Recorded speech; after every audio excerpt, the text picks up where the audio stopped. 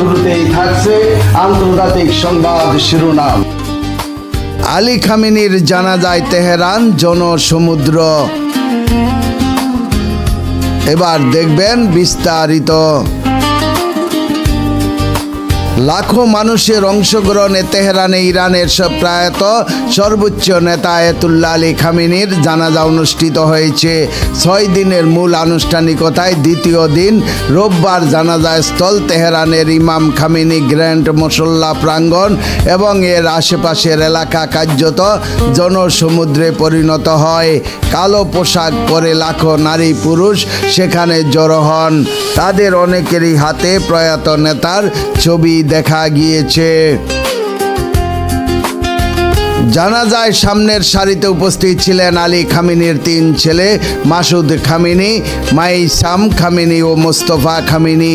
4 মাসের বেশি সময় পর তারা জনসমক্ষে এলেন।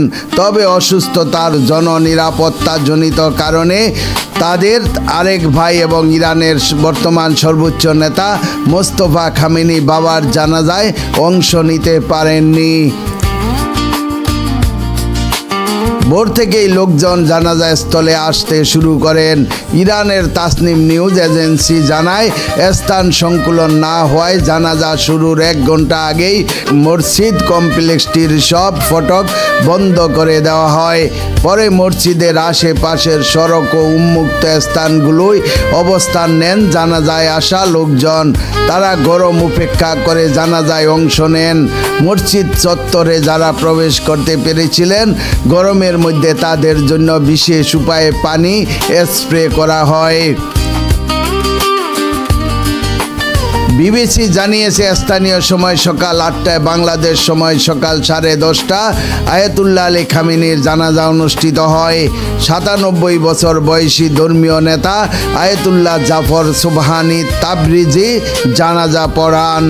ইরানের প্রেসিডেন্ট মাসুদ পেজেশকিয়ান, পার্লামেন্টের স্পিকার মোহাম্মদ বাগের গালিবাফ এবং বিচার বিভাগের প্রধান গোলাম হুসাইন মোহেসিনি জানাজায় অংশ নেন।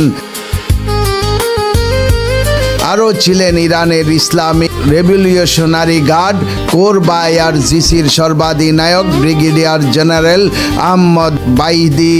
তিনি দীর্ঘদিন পর প্রকাশ্য এলেন। বার্তা সংস্থা রয়টার্স জানায়, গ্র্যান্ড মুসল্লা এবং আশেপাশের এলাকায় জড়ো হওয়া ইরানিদের অনেকে অজোরে কাঁদতে দেখা যায়, অনেকে বুক চাপড়ে মাতম করেন। শনিবার গভীর রাত থেকে রোববার সকাল পর্যন্ত ইরানের কেবল মেট্রো রেল ব্যবস্থায় 70 লাখ যাত্রীর যাতায়াত রেকর্ড করা হয়েছে। এছাড়া ব্যক্তিগত যানবাহন এবং হেঁটে আরও লাখ লাখ মানুষ জানাজায় এসেছেন।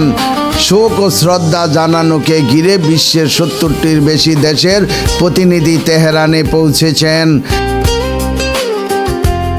আল জাজিরা জানায়, গ্র্যান্ড মুসল্লায় লাগানো নানা পোস্টার ও গ্রাফিতিতে যুক্তরাষ্ট্র ইসরায়েলের বিরোধিতা স্পষ্ট হয়ে ওঠে। জানাজার আগে একটি শোক অনুষ্ঠান হয়। এটি পরিচালনা করেন ধর্মীয় নেতা মোহাম্মদ রাসুলি। তিনি যুক্তরাষ্ট্র নিপাত যাক এবং ইসরায়েল নিপাত যাক স্লোগান তুললে উপস্থিত জনতা এতে সাড়া দেন।